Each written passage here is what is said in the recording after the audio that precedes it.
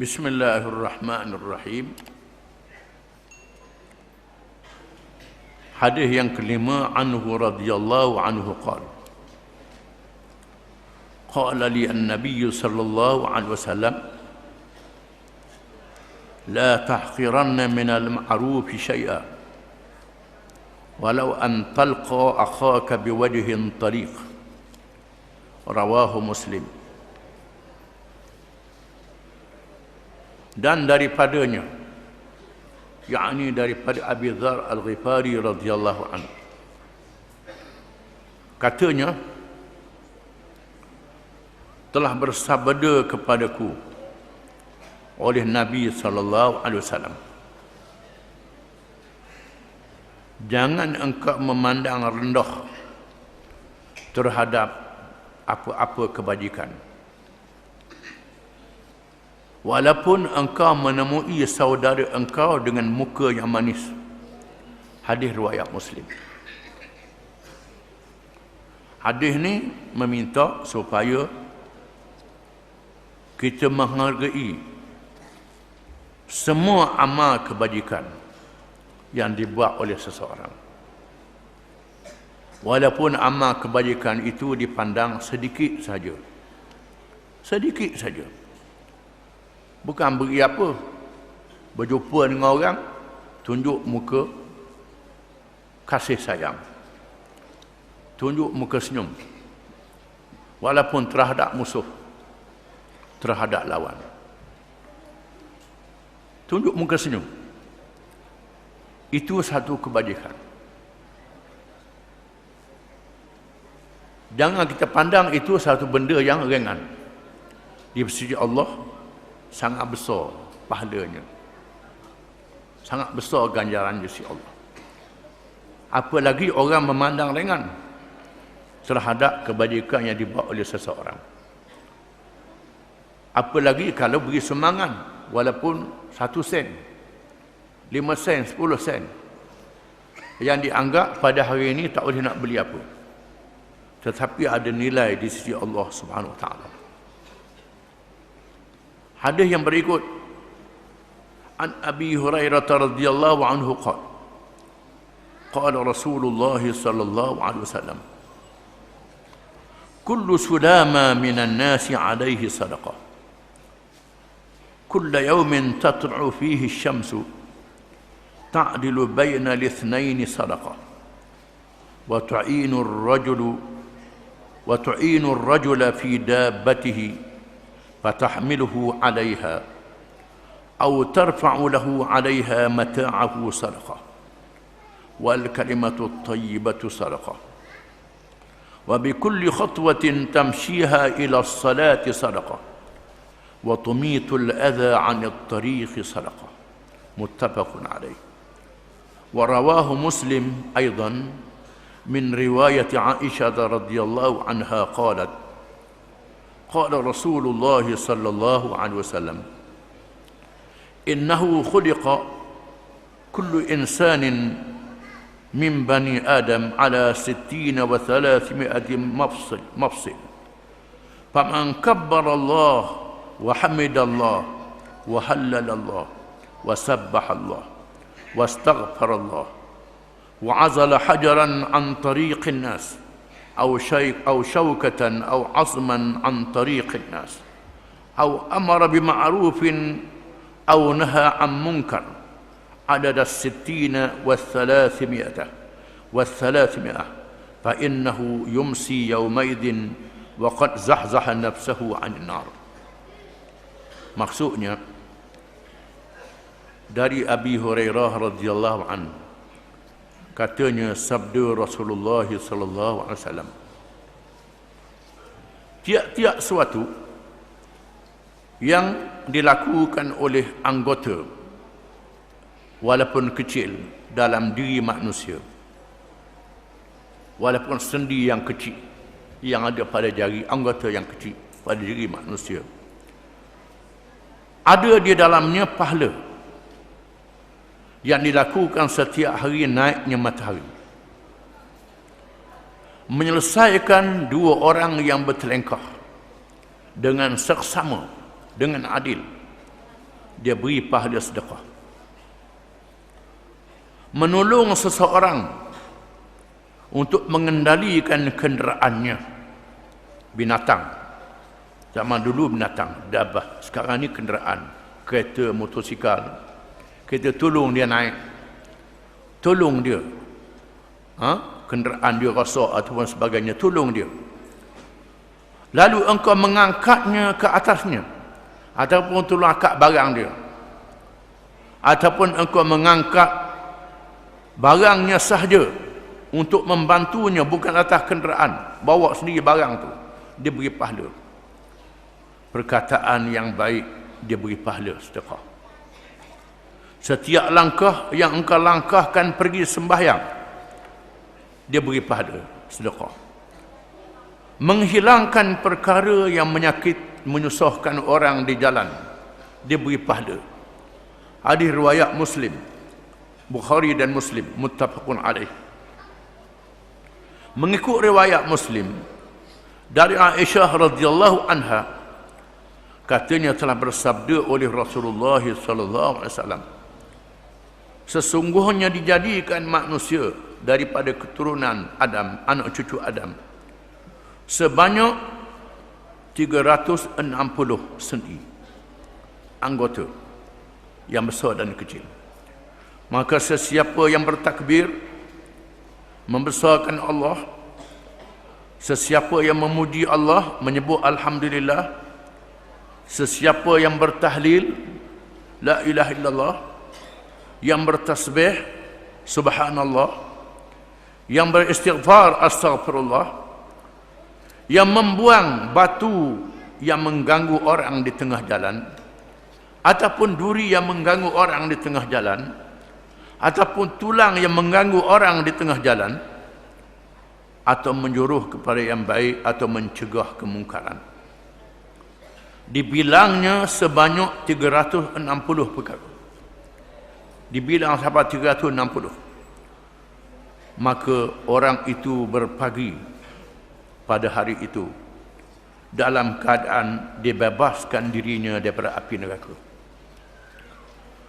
Menunjukkan bahawa setiap detik kehidupan kita, setiap langkah perjalanan kita, gerak anggota kita, yang dilakukan tujuannya untuk membuat baik. Sama ada dalam hubungan kita dengan Allah Subhanahu wa taala, hubungan kita dengan diri kita sendiri. Dengan diri kita sendiri, kita makan, tujuannya supaya tubuh kita sihat. Sihat, buat amal yang baik, boleh tolong orang. Kita pakai, makan yang halal pula, meninggalkan yang haram, boleh pahala. Pakai pakaian menutup aurat, untuk jaga diri kita molek-molek, jaga adab kita molek-molek, diri kita jadi sihat, buat kerja amal baik, pakai pakaian, boleh pahala. Melangkah, bukan setiap denyut jantung dan nadi kita yang menggerakkan anggota kita buat saja amal-amal yang diredai oleh Allah Ta'ala, meninggalkan yang haram, diberi pahala oleh Allah Subhanahu wa taala. Inilah kelebihan yang ada pada makhluk manusia yang dijadikan oleh Allah, yang tidak ada pada makhluk yang lain. Hadis yang berikut, anhu radhiyallahu anhu, anin nabiy sallallahu alaihi wasallam qala, man ghada ila al-masjid aw raha a'addallahu lahu fil jannati nuzula kullama ghada aw raha, muttafaqun alaih. Dari Abi Hurairah radhiyallahu anhu, dari Nabi sallallahu alaihi wasallam bersabda, sesiapa yang berpagi atau berpetang pergi ke masjid, Allah menyediakan baginya tempat kedudukan yang diraikan di dalam syurga. Apa yang dibuat pergi, sama ada waktu pagi ataupun petang. Setiap kali dia pergi pagi dan petang, dia sediakan untuknya tempat tetamu yang diraikan di dalam syurga. anhu radhiyallahu anhu qala Rasulullah sallallahu alaihi wasallam, ya nisa'al muslimat la tahqiranna jaratun li jaratiha walau pirsa nasha, muttafaqun alaih. Dan daripadanya daripada Abi Hurairah radhiyallahu anhu, katanya sabda Rasulullah sallallahu alaihi wasallam, wahai perempuan-perempuan muslimat, wahai wanita-wanita muslimat, perempuan-perempuan yang Islam, janganlah jaran perempuan itu memandang rendah terhadap jaran perempuan yang lain yang memberi hadiah walaupun daging yang melekat pada celah tulang kaki kambing. Hadis riwayat Bukhari dan Muslim. Hadis ini meminta supaya perempuan yang menjadi kebiasaan kepada mereka menghadiahkan makanan kepada jaran. Bila menerima hadiah makanan daripada jaran perempuan, walaupun hadiah itu terlalu sedikit, beri tulang je, ada daging sikit, lekat celah tulang, kuah banyak, jangan pandangan, terima hadiah itu dengan baik, kerana itu sangat besar kelebihannya di sisi Allah Subhanahu wa taala. Walaupun di sisi kita jadi apa, kuah je. Jangan buat main. Jangan buat main hadiah yang diberi oleh jiran yang lain, yang kebiasaannya pada orang perempuan, antara rumah dengan rumah. Walaupun yang diberi itu sekadar daging kecil yang melekat pada celah tulang, jangan pandang ringan, kerana kedudukannya sangat besar di sisi Allah Subhanahu wa taala. Wallahu a'lam.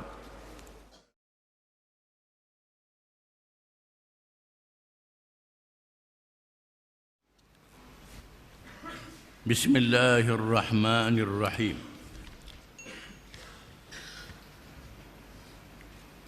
At-tasi'u anhu radhiyallahu anhu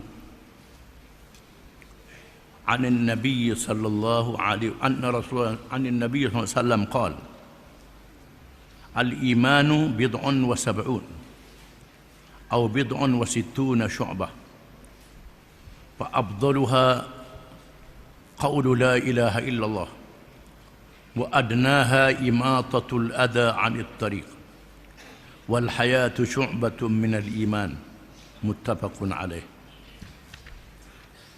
Dan daripadanya, yakni daripada Ummul Mukminin Aisyah radhiyallahu anha, ataupun daripada Abi Hurairah radhiyallahu anhu. Daripada Abi Hurairah. Dan hadis yang dahulu ialah riwayat Abu Hurairah radhiyallahu anhu. Dari Nabi sallallahu alaihi wasallam, iman itu lebih daripada 70 bahagian ataupun lebih daripada 60 bahagian, 60 cabang. Maka yang lebih afdal ialah ucapan la ilaha illallah. Dan yang paling rendah, membuang perkara yang menyakiti orang daripada jalan. Dan malu itu sebahagian daripada iman. Hadis riwayat Bukhari dan Muslim. Hadis ini menyatakan Allah Ta'ala bahagikan iman itu kepada bahagian-bahagian yang banyak, cabang-cabang yang banyak. Sehingga satu riwayat mengatakan lebih daripada 70 cabang.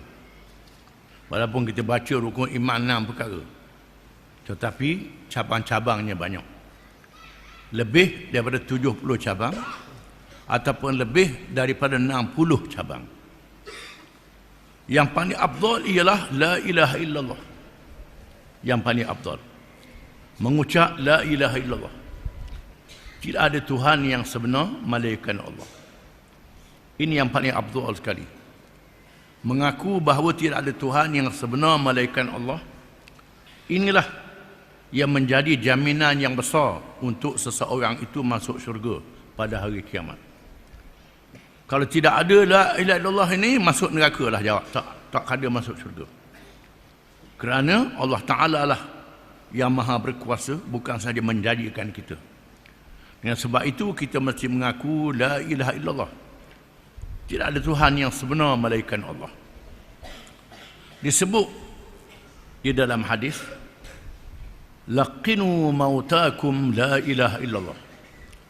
Ajarlah orang yang nak mati dalam keadaan nazak dengan la ilaha illallah. Disebut dalam hadis, man kana akhiru kalamihi la ilaha illallah yadkhulul jannah. Barang siapa yang akhir kalam dia la ilaha illallah, masuk syurga. Maka kita disuruh ajar orang yang nazak dengan la ilaha illallah. Setelah dia mengucap la ilaha illallah, jangan bercakap lagi. Biarkan begitu sehingga dia mati. Jangan bercakap hal lain. Tak payah ajarlah, cukup. Bila sudah ikut la ilaha illallah cukup. Kecuali kalau dia bercakap benda lain pula. Kalau dia bercakap benda lain pula, barulah ulang la ilaha illallah. Biar dia mengucap lagi. Kerana kita nak supaya akhir ucapan dia dalam dunia la ilaha illallah. Walaupun waktu pagi dia kata la ilaha illallah, lepas tu tak bercakap dah. Lepas 2-3 hari tak bercakap, mati. Bermakna akhir dia la ilaha illallah. Kalau mengucap la ilaha illallah, lepas tu bercakap lain, lepas tu mati, bermakna akhirnya hak cakap lain tu. Ini kena faham. Akhir kalam la ilaha illallah. Di sinilah disuruh azan dan iqamat kepada anak-anak yang baru dilahirkan, kerana di dalamnya ada kalimah la ilaha illallah. Disebut dalam hadis pada hari kiamat, sudah disebut acak kali di sini, bagaimana seorang yang dibicarakan pada hari kiamat, dia beri kepadanya suratan amalnya sehingga sayuk mata memandang, penuh dengan amal yang jahat. Tidak ada amal yang baik langsung. Sehingga dia tersandar ke belakang. Tersandar. Tuhan tanya dia, betul ke membuat amal jahat ni? Dia kata, betul wahai Tuhan. Memang saya buat amal jahat ni. Ke malaikat salah tulis, malaikat aku buat zalim padamu? Tidak. Saya buat jahat sungguh wahai Tuhan. Betul.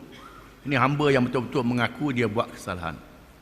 Lalu Tuhan kata, aku simpan di sisi aku satu kalimah yang pernah sebut di atas dunia.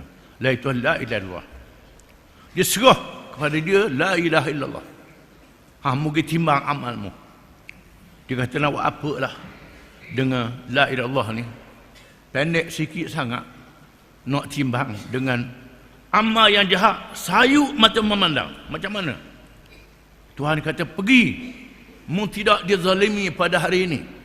Lalu dia bawa dan ditimbang la ilaha illallah menjadi berat la ilallah, sehingga terangkat segala amal jahat yang dibuat itu dan dia dibawa ke dalam syurga. Ini barangkali mereka yang jahil, yang tak ada pelajaran langsung, tak ada siapa dia ajar dia, tapi dia orang Islam, tak erti apa la ilaha illallah. Maka kita jangan mudah-mudah dengan orang yang jahat yang menyebut la ilaha illallah. Kerana ada mereka yang begitu rupanya kerana kejahilannya. Pentingnya la ilaha illallah. Yang paling besar la ilaha illallah ialah yang paling afdal di kalangan iman. Yang paling kurang ialah membuang perkara yang menyakiti orang, perkara yang menyusahkan orang di tengah jalan. Sama ada susah kerana durinya, halangan berjalan, kerana dia tengok benda yang ganggu orang tengah jalan, bakar ke, pohon kayu ke, duri ke, batu ke, apa ke, dia tolong buang. Maka sebahagian daripada iman. Dan malu, rasa malu seseorang, satu cabang daripada iman. Ada orang tu dia nak buat jahat kerana malu. Malu kau orang nak buat jahat. Ada orang malu tak jadi, tak jadi, malu, tak jadi, malu. Malu sebahagian daripada iman.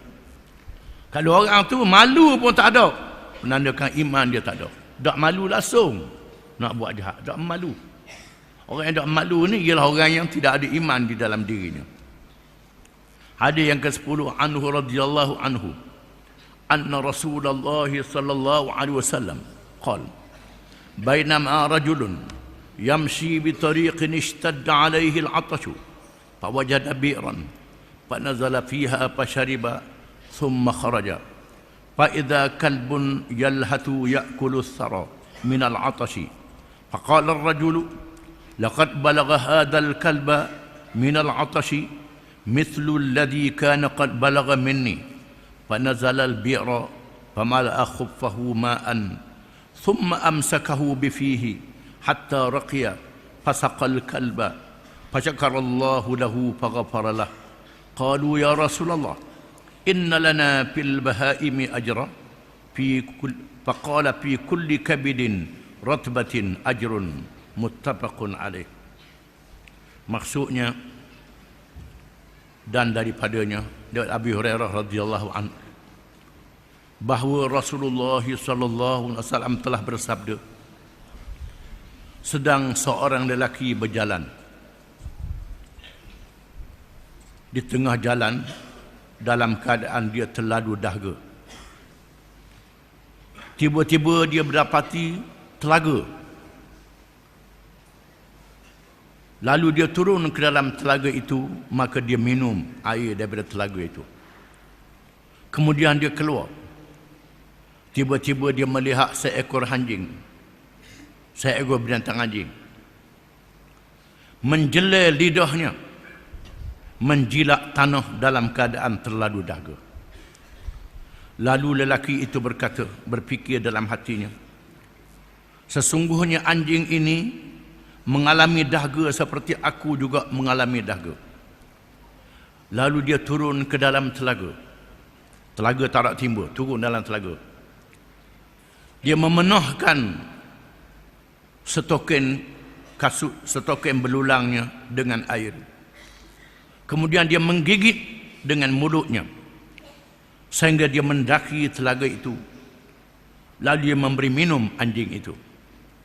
Maka Allah bersyukur kepadanya dan Allah mengampunkan dosanya. Lalu mereka para sahabat bertanya, wahai Rasulullah, adakah bagi kita pahala juga memberi buat baik kepada binatang-binatang? Sabda Rasulullah SAW, pada tiap-tiap yang hidup yang dibantu diberi pahala oleh Allah. Hadis riwayat Bukhari dan Muslim. Hadis ini menceritakan bagaimana Allah memberi fadilat, kelebihan pada seorang yang menolong walaupun anjing yang najis. Anjing yang najis mughallazah, kalau kena najis anjing kena samuk 7 kali. Nabi cerita ada seorang lelaki, dia musafir jauh perjalanan, dia dahaga. Ini mungkin kalangan umat zaman dulu. Lalu berjumpa dengan telaga. Telaga tak ada timbul. Dia turun dalam telaga itu. Turun dalam telaga. Lalu dia minum air. Kemudian dia panjat naik. Sampai di atas, dia tengok seekor anjing yang dalam keadaan terjelai lidah dan menjilat tanah kerana kelaparan dan dahaga. Lalu dia berfikir, barangkali anjing ni dahaga macam aku juga, dia kata tadi. Lalu dia pun turun dalam telaga, isi air dalam khuf. Khuf ni ialah stokeng yang dibuat berbelulang. Kemudian dia pun buat naik, beri minum anjing itu. Kalau kita ni jadi najis pula kan, ini orang Melayu. Orang Melayu kuat doa selalu pegang agama. Tapi jahil bodoh. Ini Nabi aja. Ini dalam keadaan darurat untuk membantu anjing yang dahaga.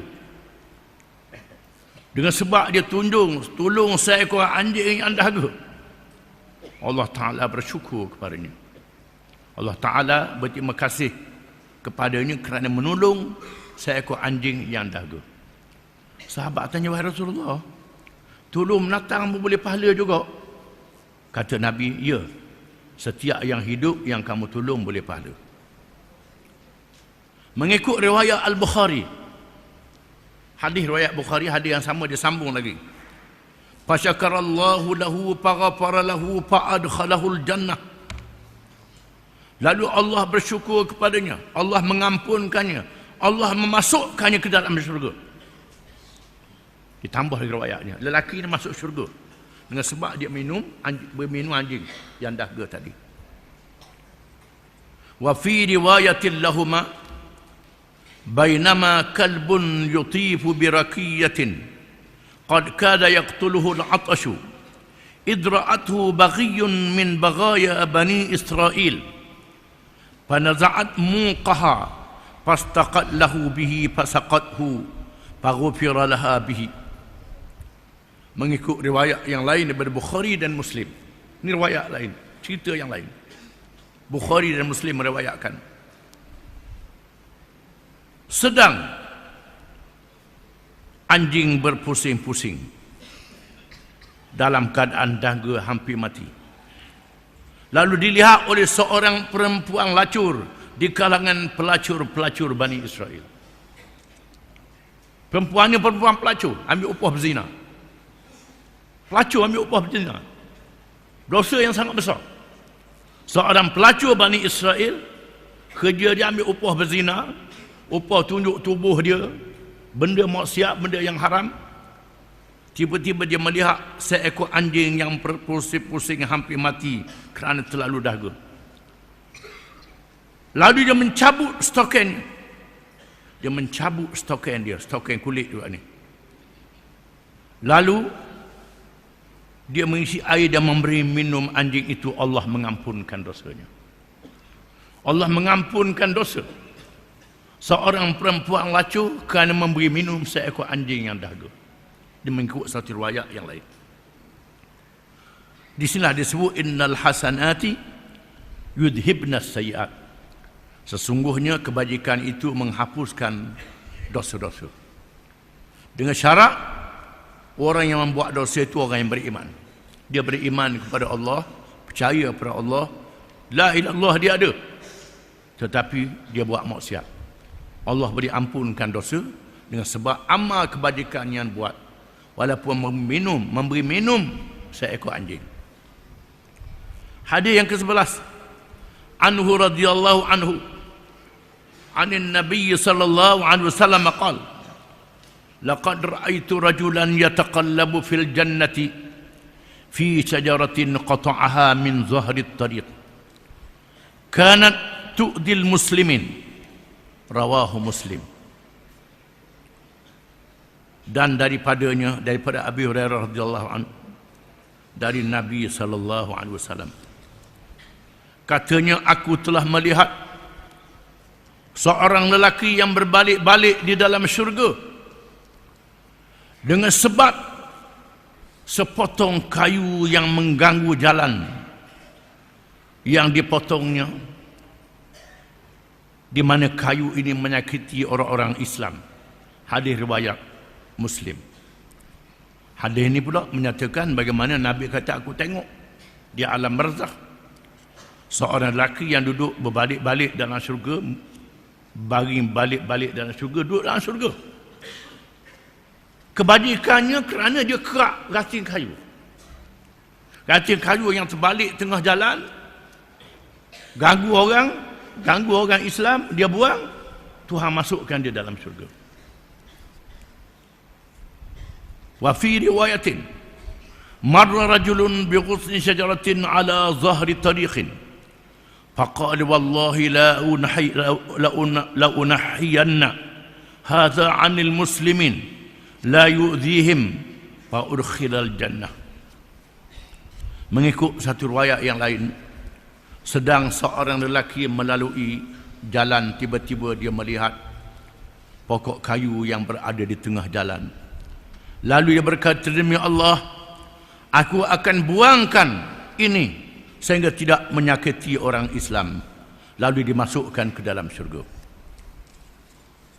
Hadis ini mengatakan lelaki ini masuk syurga kerana buang pohon kayu yang ganggu orang tengah jalan. Wa fi riwayatin lahuma bainama rajulun yamshi bi tariqin wajada ghusna syaukin 'ala at-tariq fa'akharahu fasyakarallahu lahu faghafaralah. Sedang seorang lelaki berjalan di satu jalan, tiba-tiba dia dapati ranting yang berduri mengganggu jalan, lalu dia membuangnya, maka Allah bersyukur kepadanya dan mengampunkan dosanya.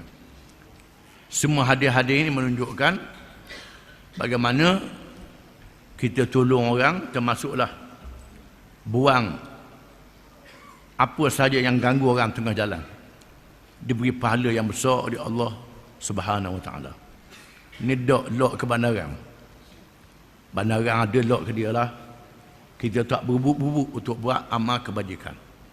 Zaman dulu orang berebut amal kebajikan, buat. Learning tak dah. Mapulah lembu kubar kata jalan lok situ lah. Tunggu biar orang lain, orang ni agak ke orang ni sampai hacur. Menunjukkan bahawa manusia di akhir zaman ni sudah meninggalkan amal kebajikan ini. Menandakan iman kita lemah zaman sekarang.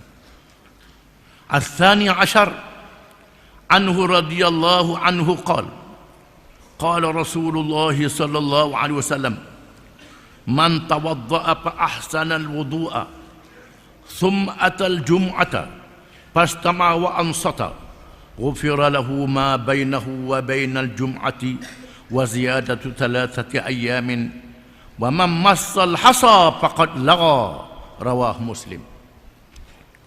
Dan daripadanya daripada Abi Hurairah radhiyallahu an, katanya sabda Rasulullah sallallahu alaihi wasallam, sesiapa yang mengambil wuduk dan dia baik dalam mengambil wuduknya, kemudian dia datang sembahyang Jumaat, lalu dia mendengar khutbah, dia diam, tidak bercakap, dia ampunkan baginya barang yang diantaranya, di antara Jumaat yang akan datang, ditambah 3 hari lagi.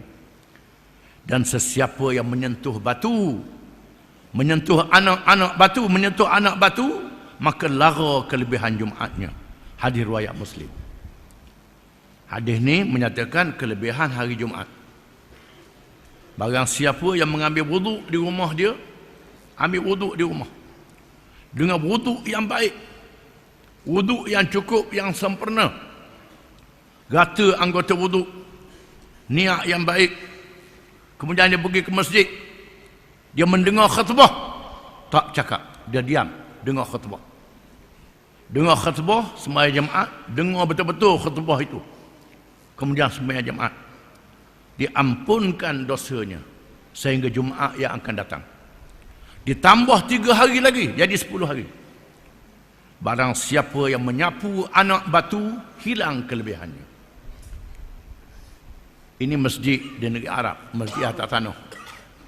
Duduk dengar khutbah, tangan duduk gosok anak batu. Lara pada Jumaat. Tempat kita duduk gosok sejadah. Gosok sejadah, gosok tika. Termasuklah juga. Boleh melarakan kelebihan Jumaat. Gosok saja gosok. Di sinilah kalangan ulama mengatakan bahawa sejadah yang ada lukisan, yang ada gambar makruh, boleh menghilangkan khusyuk. Ni kita dok cari hak gambar lawa-lawa. Mengikut cara yang betulnya, sejadah yang tidak ada apa-apa gambar, kapet yang tidak ada gambar, itu lebih afdal. Bukan tak sah. Hari ini habis sejak Mekah, sejak Madinah ada gambar belaka. Orang duk pakat, lupa dah persunnah Nabi sallallahu alaihi wasallam. Kalau Mekah Madinah lagu tu, dak Mekah Madinah apatah lagi kau sangatlah. Ini manusia sudah mula lara, termasuk yang duduk di Mekah dan di Madinah, sama-sama lara belaka. Nabi kata barang siapa yang menggosok anak batu, hilang pahalanya, kelebihannya hilang, tak dapat fadilah. Dengan sebab itu kita disuruh betul-betul ambil air semayang, berjalan ke masjid, sebab disuruh ambil air semayang di rumah, kerana berjalan ke masjid adalah ibadat. Kita beribadat dalam keadaan wuduk. Kita berjalan ke masjid dalam keadaan berwuduk. Duduk di masjid, dengar khutbah dengan hati yang khusyuk. Tumpu pada khutbah apa yang diucap oleh khatib ketika berkhutbah. Jangan ala kat lain. Jangan ala kat lain. Jangan duk ambil gambar. Dan ni kamera banyak. Ambil gambar pula dah. Tengah-tengah khutbah ambil gambar. Itu menghilangkan khusyuk, lara. Kalau sapu anak-anak batu pun boleh menghilangkan fadilah, apatah lagi bercakap, apatah lagi buat macam-macam kerja yang lain. Disuruh kita khusyuk. Hadis yang ke-13, anhu radhiyallahu anhu anna Rasulullah sallallahu alaihi wasallam qala idza tawadda'a al-'abdu al-muslimu aw al-mu'minu faghasala wajhahu kharaja min wajhihi kullu khati'atin nazara ilaiha bi'ainihi ma'al ma'i aw ma'a akhir qatril ma' fa idza ghasala yadahu kharaja min yadayhi kullu khati'atin kana bashatha batashatha yadahu ma'al ma' aw ma'a akhir qatril ma' fa idza ghasala rijlaihi kharajat kullu khati'atin mashatha rijlahu ma'al ma' aw ma'a akhir qatril ma' hatta yakhruja naqiyan minadh dhunub. Rawahu Muslim. Daripadanya Abi Hurairah radhiyallahu anhu bahawa Rasulullah sallallahu alaihi wasallam telah bersabda, apabila berwudu mengambil air semayang oleh seorang hamba yang Islam ataupun yang beriman, lalu dia membasuh mukanya, keluar daripada mukanya setiap dosa yang dipandang dengan matanya bersama dengan air atau air yang akhir menitis daripada mukanya. Maka apabila dia membasuh kedua tangannya, keluar daripada dua tangannya setiap dosa yang dilakukan oleh kedua tangannya bersama dengan air ataupun air yang akhir yang dia basuh tangan itu. Apabila dia membasuh dua kakinya, keluar tiap-tiap dosa yang kakinya berjalan melakukan dosa ke itu bersama dengan air atau bersama dengan air yang paling akhir melalui kaki itu, sehingga keluar dalam keadaan bersih daripada dosa-dosa. Hadis riwayat Muslim. Riwayat Muslim. Hadis ini menunjukkan bahawa mengambil air semayang menghilangkan dosa. Bukan sahaja untuk semayang, bukan sahaja untuk baca Quran, termasuklah juga air semayang ni mempunyai kelebihan menghilangkan dosa. Yang dimasukkan ialah dosa-dosa yang kecil. Adapun dosa-dosa yang besar berhajat kepada bertaubat secara khusus. Dosa-dosa yang kecil walaupun namanya kecil, kalau banyak jadi besar juga. Sebaik saja kita basuh muka, semua dosa yang dibuat oleh mata dihilangkan oleh Allah. Kita basuh tangan, dosa yang dibuat oleh tangan dihilangkan oleh Allah. Kita basuh kaki, dosa yang kaki berjalan buat dosa tu dihapuskan oleh Allah. Menunjukkan air semayang boleh menghilangkan dosa. Ar-Rabi'a Ashar anhu radhiyallahu anhu an Rasulillah sallallahu alaihi wasallam qala as-salawatul khamsu wal jum'atu ila al-jum'ati wa ramadanu ila ramadan mukaffiratun lima bainahunna idza tunibatil kabair. Rawahu Muslim.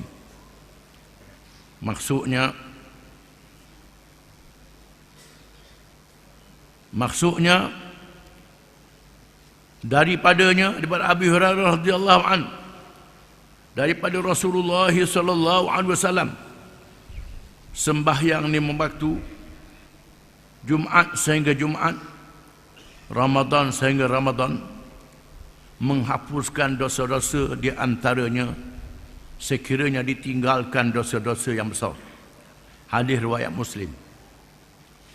Hadis ini menunjukkan bahawa sembahyang lima waktu menghilangkan dosa-dosa dalam masa sehari, di celah-celah waktu yang tidak sembahyang. Kalau ada dosa, dihilangkan dengan kita sembahyang lima waktu. Begitulah Jumaat sehingga Jumaat, menghilangkan dosa dalam masa seminggu. Ramadan sehingga Ramadan, menghilangkan dosa dalam masa setahun. Sekiranya ditinggalkan dosa-dosa yang besar. Dosa-dosa yang besar ditinggalkan. Dosa-dosa yang kecil dihapuskan oleh ibadat-ibadat sembahyang Jumaat dan puasa Ramadan. Adapun dosa-dosa yang besar berhajat kepada bertaubat secara khusus, barulah diampunkan oleh Allah. Bertaubat dengan syarat-syarat yang disebut oleh ulama, meninggalkan dosa itu, berazam tak mau buat dah, lepas tu berikrar di hadapan Allah Ta'ala dengan lafaz istighfar. Dosa yang berkait dengan orang, minta maaf, minta halal dengan orang itu. Kalau orang itu dah mati, istighfarkan untuk orang itu. Orang itu jauh, istighfarkan untuk orang itu. Kalau beritahu jadi fitnah yang lebih besar, istighfarkan untuk orang itu. Itu cara kita bertaubat. Wallahu a'lam.